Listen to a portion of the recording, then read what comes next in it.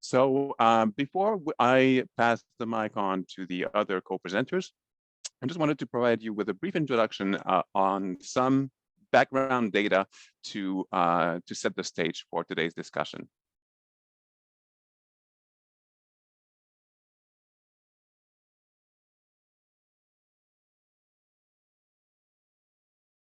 So there are multiple ways to acquire information about the status of performing arts attendance. One of the means by which ASOs currently find information about what's going on in their members' life is by actually surveying them. So several of us have done that over the spring and actually over the last 2 years. And I just wanted to highlight two of them. So at Kipakoa, we have surveyed our members during our regular town halls. And so back in July, we asked our members how their attendance leveled, their current attendance levels compared to their pre-pandemic levels. And on average, they told us that it was roughly 19% below the pre-pandemic level. The Professional Association of Canadian Theatres also did a similar survey with their members, asking them what their budget goals were and what their actual or most recent projections were in terms of box office revenues. And they found out that in terms of the current budget goals for the current season, that theater companies were anticipating their revenues to be roughly 2/3 of what they were before the pandemic, but the actual or / projected level is more around 44%. Now, another common tool is customer surveys and consumer surveys or patron surveys. So thankfully, several of these initiatives have been launched, and most of them were longitudinal surveys with several waves.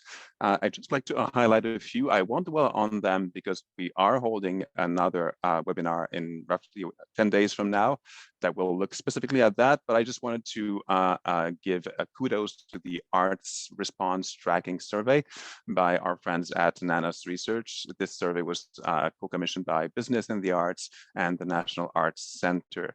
So as of the latest version of this survey, 24% of culture goers were still unsure when they would return to indoor performances, and another 14% still planned to wait. So that leaves a fairly large segment that is still lapsing.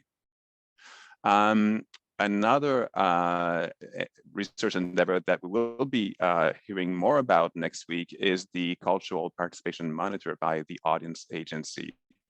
So one data point that I found really intriguing in their latest iteration was their findings about, of course, people anticipate that their level of participation will be less frequent, but they also said that they intended to engage with activities more locally and more inexpensively, which is quite intriguing. Now, the main focus of today's webinar is about box office data. So, surveys with consumers are great, but what you get out of that is attitudinal information, perceptions. But when you deal with actual box office data, then you know the actual real data. Now, of course, from a methodological standpoint, there are biases in terms of what kind of data you get, but it's actual hard data that you can actually query into and derive insights from. So we were just too packed today to invite Sylvain to present their COVID index, but I thought it was a worthwhile example of an initiative around box office data that I wanted to share with you. And so rather than staying on the slide, I'll take you right into this screen here where you see the actual data set. So what Turbin did outside of their data set of current consumers is that they looked at past data. They established benchmarks in the form of index. Indexes are usually an arbitrary number set at the value of 100, and then you follow over time how they go up or down. In their case, they have followed 6 indicators like that. And the main indicators that I wanted to flag for you is, of course, you see the main index going down as the pandemic began, and then going back up, and it's now at 105. But if we look at more recent trends, we see a peak here in the number of upcoming performances that falls about in mid-April. That coincides with the lifting of restrictions on performance halls and the reprogramming of canceled performances, and also the announcing of new seasons of programming. So of course, the number of upcoming performances was fairly high at that point. We see also a peak in the number of tickets sold. However, that peak is 6 months later, which is an indication of the fact that customers nowadays tend to be making later decisions rather than long-term decisions when they buy tickets for performances, sorry. And as a matter of fact, the only indicator in that index that is still below the 100% mark is the prévoyance, which measures the time between purchase and redemption of a ticket. This one is still below 100%. But overall, this index paints a rather positive picture of the situation, or at least not quite as bad as what we had anticipated. So I'm going to stop the screen share now, and I'll invite our presenters today to talk about their various data sets. So I will begin with William Lareau. William est analyste à Synapse, une firme de Montréal. William is an analyst at Synapse, a Montreal firm that analyzes data in the arts. Well, hello. You can find me in the thumbnails. I'm very white with big black glasses, and I have a yellow background behind me. So allow me to present some tendencies today with regards to qualitative trends on the recovery from the pandemic. And we are currently developing data use tools, transactional data, but we're still developing our tools. So we don't have all the 2022 data to give you a full picture at this point in time. So that is everything that could have been applied to better spot strategic analysis. This said, we do have results, and one of our sociologists has worked on what I'm about to present, which is based on a Léger study that unfolded at the beginning of the pandemic.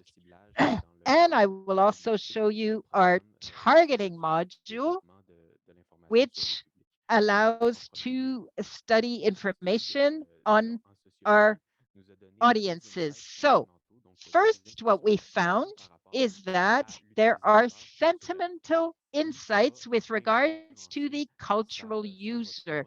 And these insights influence whether he goes back to shows or not. And these sentimental insights are a vector that shows whether transactions may or may not take place. So first, what we noticed is that many people who enjoy culture come from the cultural sector. So oftentimes these are artists or people who are related to art institutions. There's also cultural nostalgia that comes into play. And this points to intellectuals, people who are very educated, who have gone to university, and who thus have sentiments with regards to culture and some concern to the hit from the pandemic. Then there are health preoccupations. So people who are sensitive to health issues be it for age, be it for personal health reasons. The interpreter lost the sound.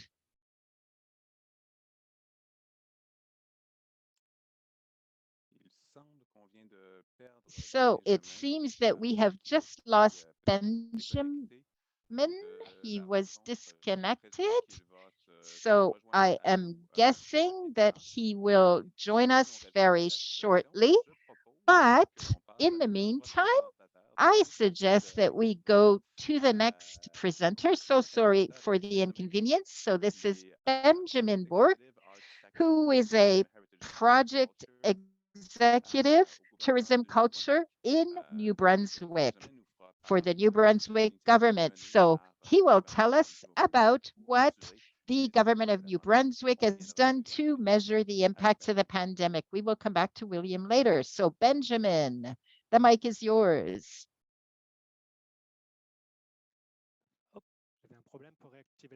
Okay. Hello, everybody. So, hello from Fredericton on the traditional territories of First Nations that are covered in snow right now. Three things before I begin. The first thing is that it's my first public presentation since 2019, so I'm a little nervous. And the second thing, as you hear from my accent, I'm from European, so I may use terminology that is a bit strange to you. And third thing, I love penguins. They're lovely. So I will give you a short presentation on data collection regarding performing arts. This study began last year. So with the pandemic during the winter of 21, the government of New Brunswick needed a way to understand the state of recovery of the cultural industry. So we were given directions with regards to policy planning and performance excellence branch, and they were looking for stats. This said, Statistics Canada does not provide relevant statistics in this respect. So we looked at different avenues to measure the recovery, and we decided eventually, that is Excellence Branch, decided to choose a pump approach for performance measurement and key performance indicators. And so there was a first presentation in March 2020 and another one last year. And our goal was to collect monthly data on the number of spectators in venues, whether the tickets be full price, discounted price, free prices. So everybody was included in these statistics, all spectators. So we had a sample of venues in New Brunswick. There were confidentiality agreements that were signed. So the data today is general, and we have worked with the three main New Brunswick venues, which is the Capitol in Moncton, the Playhouse in Fredericton, and a theater in St. John's. So now I will present the same results for 2022, but with three different approaches. And you will see that the story changes according to the graphs that I show you. So here's a first graph. This is the one we usually use. That is a comparison between this year and 2019. As you can see here, in 2022, we were below the levels of 2019 until June. And then in the first time in 2022, suddenly we had more spectators in comparison to 2019. So the recovery, as we can see, has been gradually taking place since June. Now, if we look at another graph with regards to the pump approach, there is more information here, and we are trying to understand what is taking place currently. So what we see in violet is 2022, but we also included an average of monthly attendance between 2015 and 2019. 2020 and 2021 were not included because of the pandemic, and the data was not so relevant. We also have a standard deviation between monthly attendance, that is the higher ones and the lower ones. And as you can see, there can be quite a lot of variations from one year to the next. And our goal is that so long as the data is in this gray zone, in this standard deviation zone, well, attendance is considered to be normal, so to speak. And the blue dots that you see are objectives that are the government had set for 2020. These were estimates. They were done at the end of 2021 when Omicron was dangerous and was an outbreak, and we were a little bit pessimistic because most venues were closed at the time. There were only shows online, and then things settled since March of this year, and we are in the gray zone. But now looking at a third graph, which is accumulated monthly attendance, still looking at the standard deviation and the average between 2015 and 2019, we see that we're below average. So technically there's a recovery, but we remain a little bit below what should be considered, so to speak, normal. And we had calculated approximately a recovery of about 60%. And currently we are at about 70%, I believe. And that should actually be 70% by the end of the year. So now let me share some information with regards to New Brunswick presenters that might be relevant to you or not.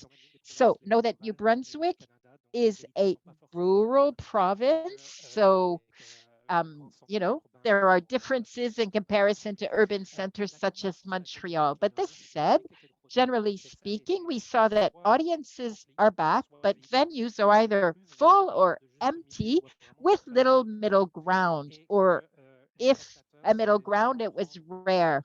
And also that audiences seem to be willing to take fewer risks. So they look for sure values, be it well-known artists or shows that are very well now, for example, very well known, for example, the Nutcracker at Christmas.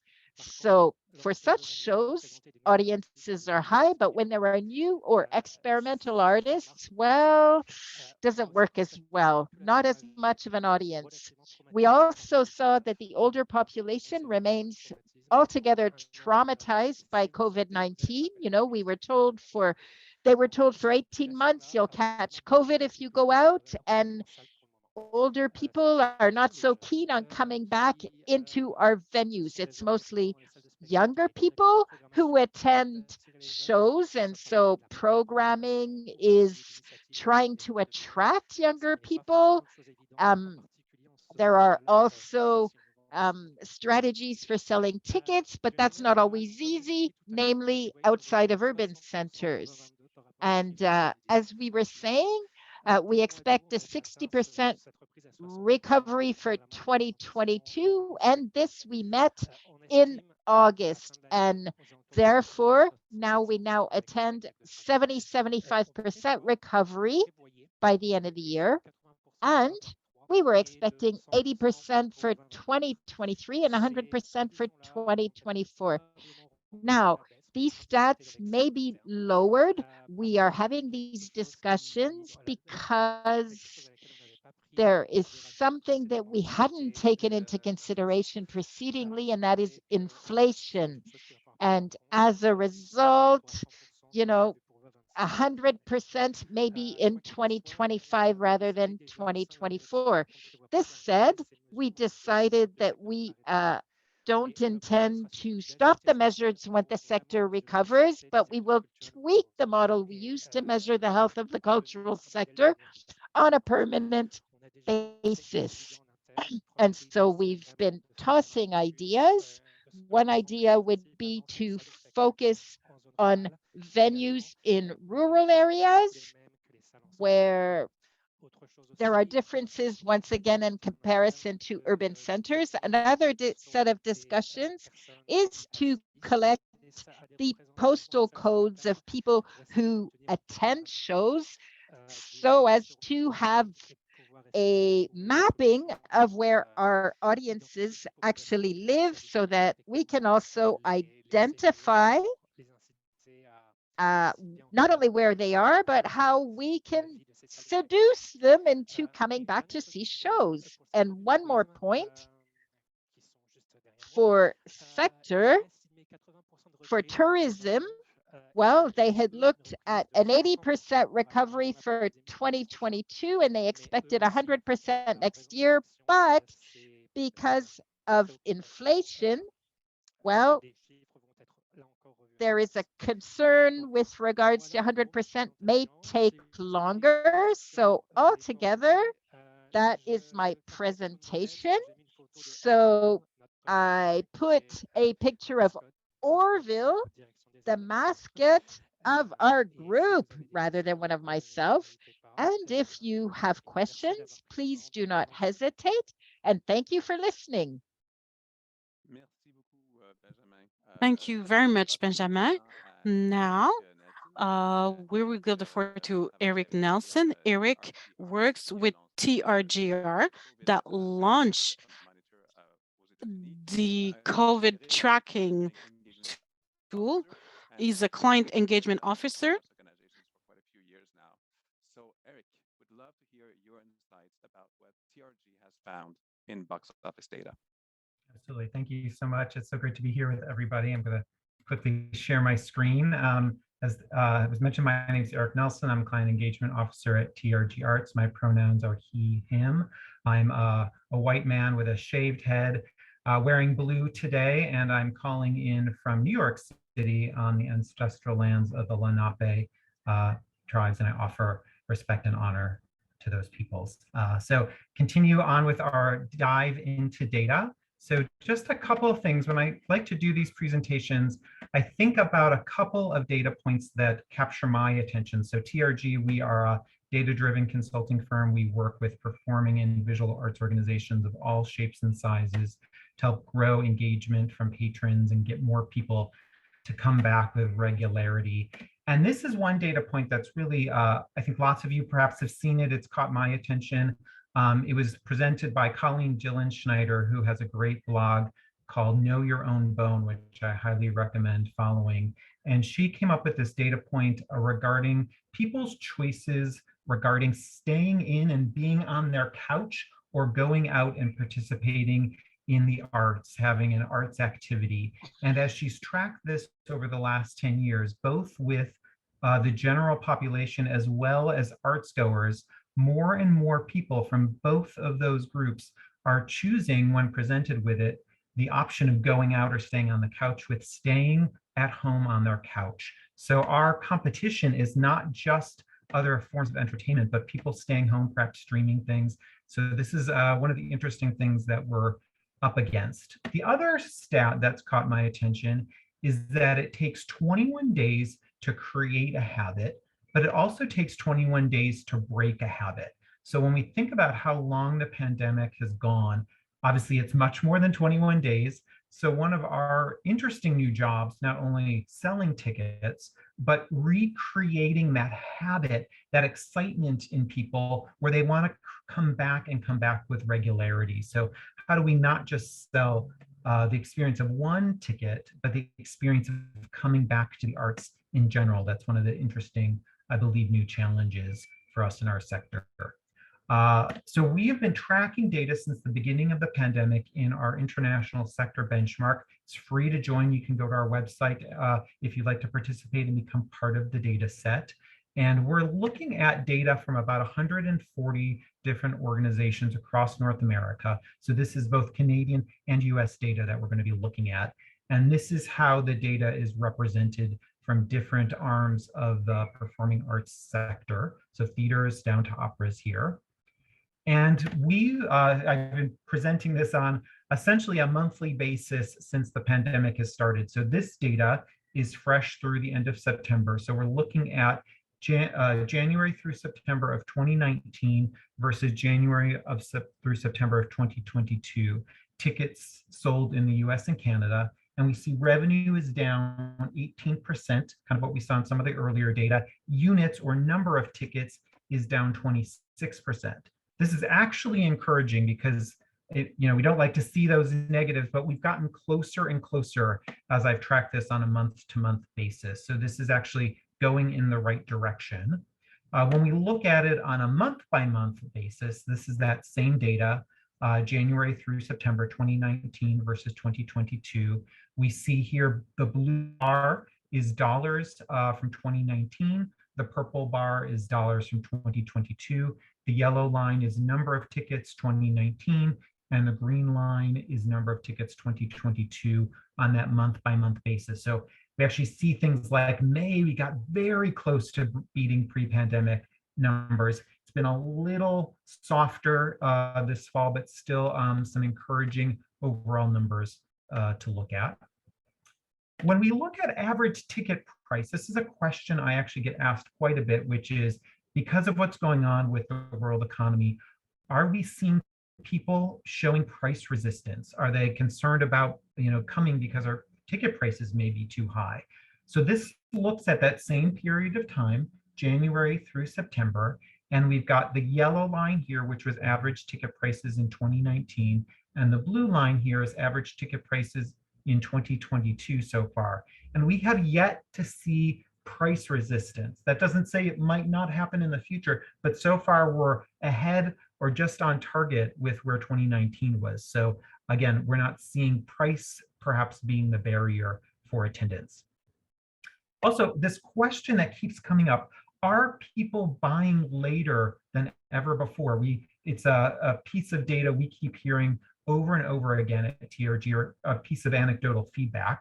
So we looked at sales trajectory from 2019 versus 2021 versus 2022. Again, the 140 arts organizations.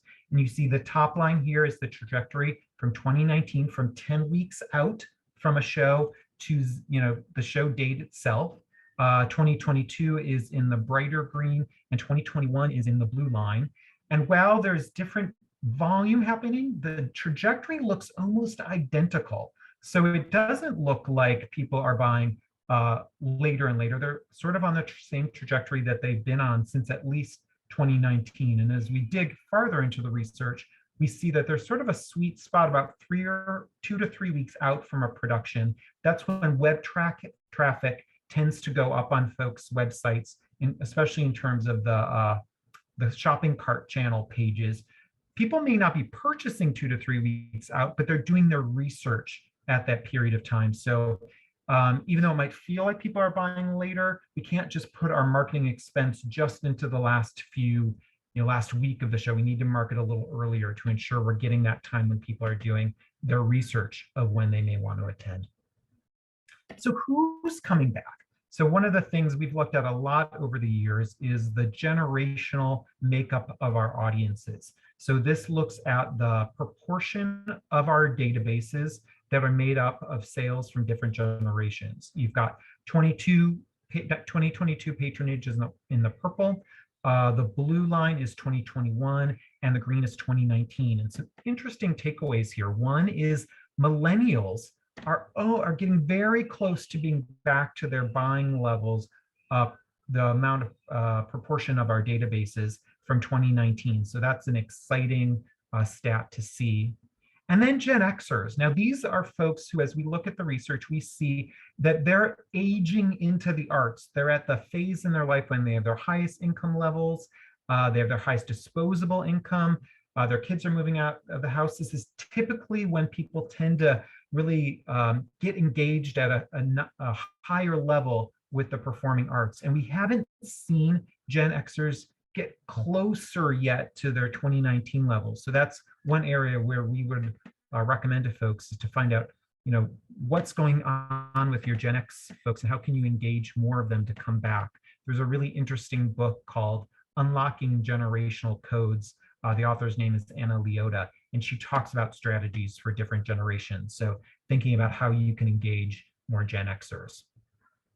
So who from our audience are different segments of ticket buyers are coming back and who isn't? So we think about this in a few ways. I'm going to bring all of these up, but we subscribe to an RFMG model, which stands for recency, frequency, monetary investment, and growth over time. And we segment databases not by single tickets versus subscribers, but rather by overall RFMG. And you get acquisition, current consumers, and re-engaged folks. So people who are coming for the first time in that acquisition versus current consumers, once befores, convertees, actives coming at least 3 to 9 times, super actives 10+ times. Those are probably like your subscribers in there. Re-engaged folks, stale and lapsed people who haven't been in 18 to 36 months, or lapsed folks who haven't been in 3 years or more. So what proportion of ticket buying is made up of these segments? Well, this is 2019. So you see here the most tickets were sold to 34%, which were the super actives. The next biggest group at 30% were new buyers. So this is a pretty typical landscape for a pre-pandemic year, 15% from our actives. And when we look at what's happening so far in 2022, the distribution of the pie is quite different. I'll just toggle back and forth here for a second so you can see the visual cue that's going on. But look at that, new buyers in particular, previously historically making up about 30% of our buyers annually. So far in 2022, that's 49%. Our super actives, 34% pre-pandemic, 17%, so almost like cut in half. And our actives, 15%, 11% here. So many more of our buyers are first timers coming to us for the for new experiences with us. And why that's important is a number of reasons. One, are we welcoming these people in? Have we thought about that in their journey as they enter into our venues? But two, have we budgeted correctly? So single ticket buyers, this is a case study we run on a fairly regular basis just to reaffirm these numbers. But look at single ticket buyers annually, bring in about $54, cost of sale, 20 cents on the dollar to market to them with our strategies. And they have about 23% return renewal rate. When those people become subscribers, their yield goes up dramatically. The cost of sale also goes up. So it's expensive to get someone in the door, but it's more expensive to get them to come back with some regularity. But the good news is that expense is well worth it, because look at the renewal rate goes up to 46%. If we can get those renewing subscribers to come back, renew their subscription, the yield goes up yet again. The cost of sale comes down dramatically, 3 cents on the dollar. Renewal rate also goes up. And then if we can get those folks to add on donations, look what happens to the yield. Cost of sale stays about 3 cents on the dollar, and the renewal rate 88%.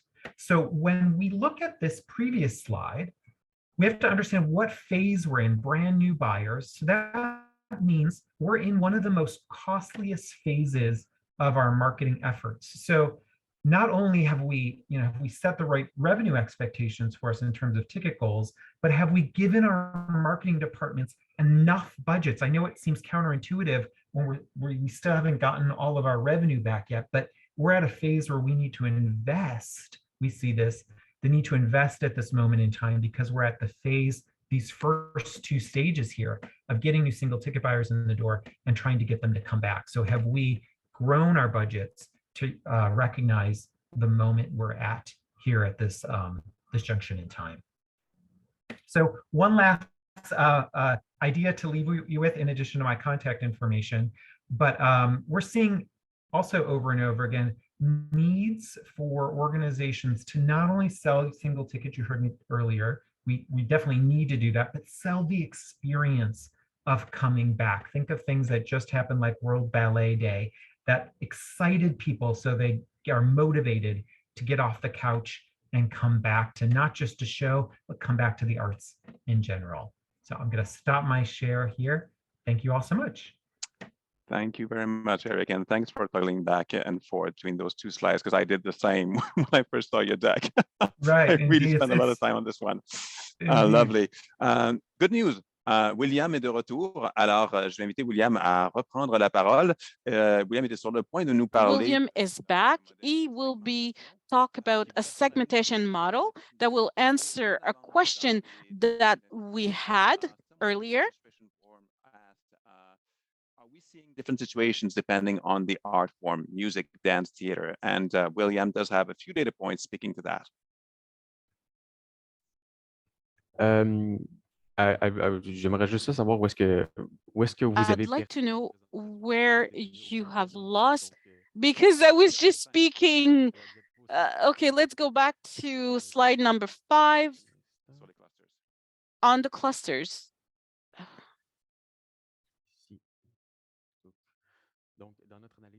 So on our analysis on clusters,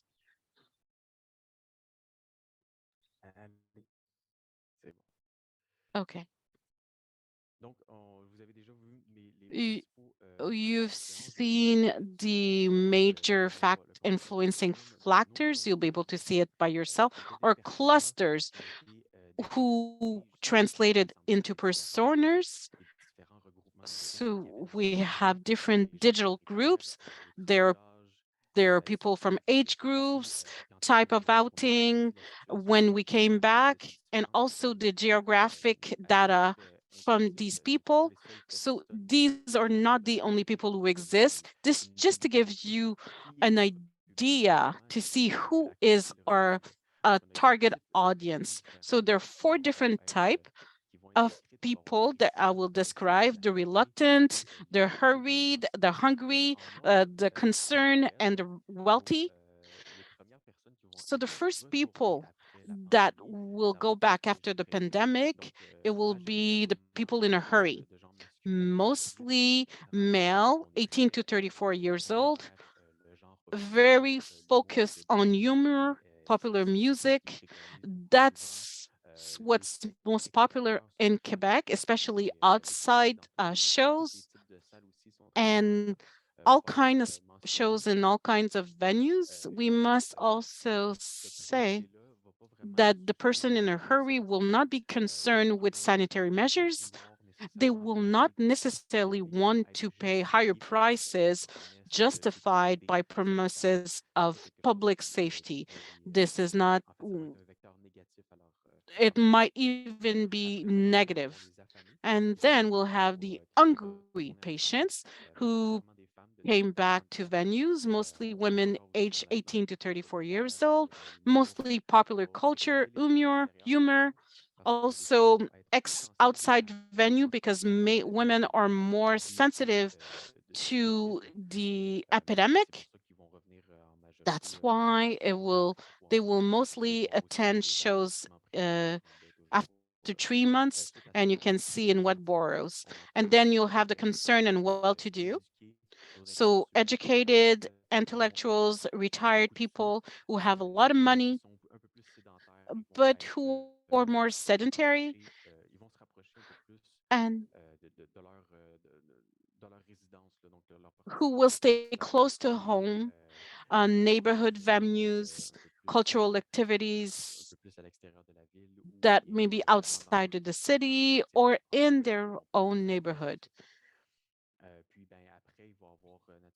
And then the reluctant, mostly women 35 to 54 years old, who will not favor any type of venues, but will be very sensitive to sanitary measures, will be ready to pay extra for their ticket if they feel safer.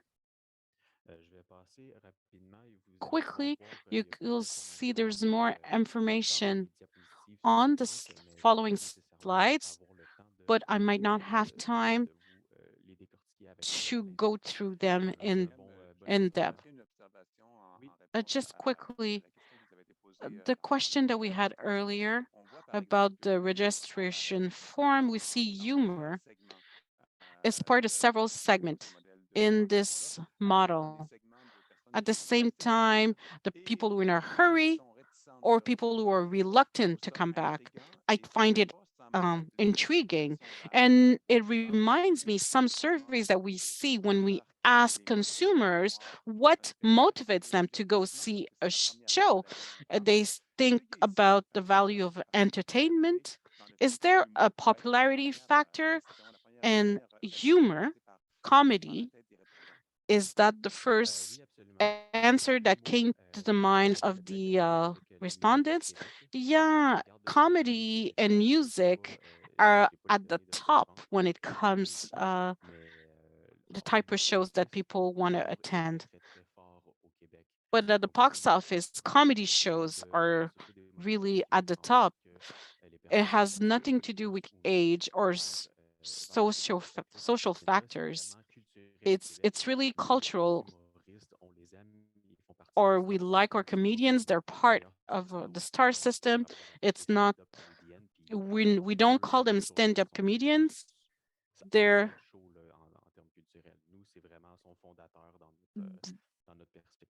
they're really part of our perspective. This is why they're at the same level as popular music or bigger shows, whether it be a comedian with just a stool, or we're ready to pay the same price for tickets, like $40 to $60 to just see one person standing on the stage, compared to a full-blown show with 40 musicians. This is really typical of Quebec.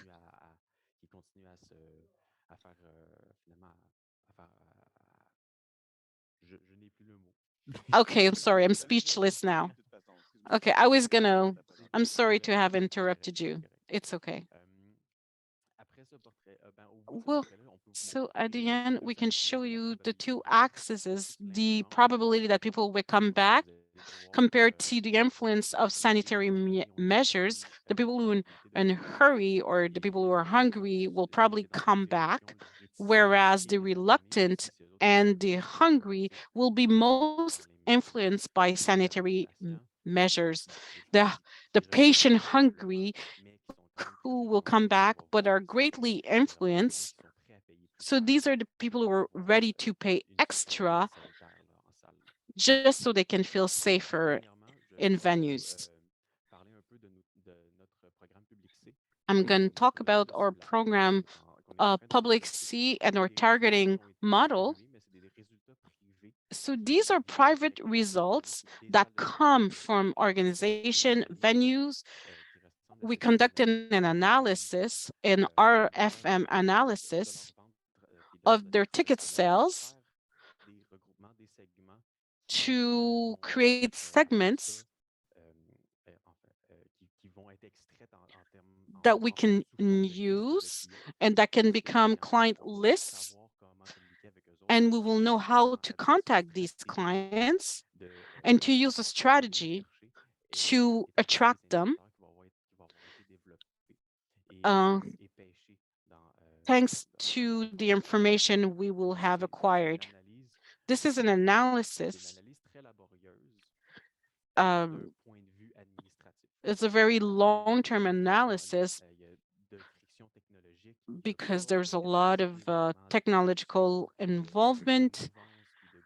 There's not a lot of data governance when we talk about these small cultural organizations. So we take them by the hand, we explain the advantages and benefits of data, using a CRM, how to implement, and how we will put them together with the data from other organizations.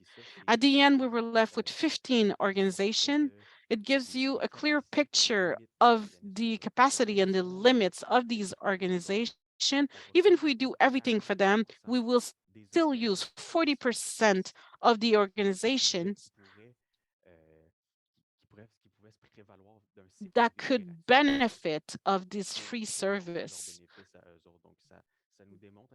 It shows how we're still beginners in the cultural field. when it comes to analyzing data. I think that's all that I wanted to show you. When it comes to the current situation, we will receive the 2022 data in the winter.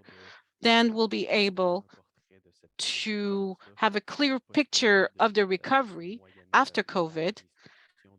If we do this organization grant us permission, we were working directly with them, we're working in silo, and we have to find a way to put all of these data together. I think from now until the beginning of the summer, we will get a clear picture of the small organization of the cultural field in the Montreal area. Thank you, William. I see there's a difference or in the conclusion drawn from William and Eric's presentation. To invest in marketing, and yet William in his presentation talks about the Public State program that is directed specifically at marketing folks, and it's all free, and yet, like people are not necessarily are free, but I mean people are guided, accompanied, almost spoon-fed, and it's hard to have pickup. On the other side, earlier on, remember the Index COVID by Turbine showed that the number of performances programmed at present is higher than ever. Should we perhaps think about programming less and investing a bit more resources in marketing? May I dare ask the question? Est-ce que tu veux y aller, Eric? Yes. It's interesting that push-pull, that really interesting thing about free tickets versus non, and what that means to our revenue. So there's that same website I talked about, Know Your Own Bone, just had a really interesting study about the impact of free tickets on folks. So I highly recommend checking it out. But it's interesting, we see it as an interesting gateway. You can bring people in, but there's also a value proposition there. People who get free tickets, we don't see a lot of return in the data. Eric, I'll just stop you for clarity. Yeah. The program that William was talking about was a program directed at performing arts organizations where they were provided the service, the guidance to the marketing team to help them make meaning of their box office data. And there was initial pickup, but then churn and people dropped the program.